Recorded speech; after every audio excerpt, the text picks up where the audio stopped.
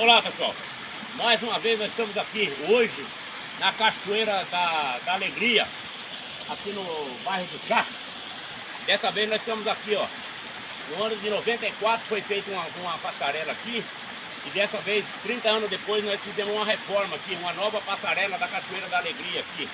Junto dessa passarela, fizemos aqui também um espaço físico aqui, se olharem ali, está ali, tem 3 bancos de uma mesa ali, mais uma mesinha para um piquenique lá, um lugar aprazível, um lugar gostoso de vir aqui, pessoal.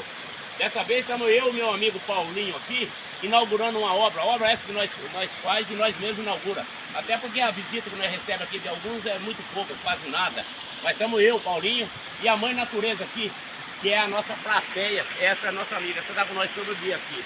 Pessoal, é isso aí, então estamos aqui mais uma obra minha do Paulinho, inaugurando nós mesmos aqui. Mas isso a Globo não mostra, pessoal.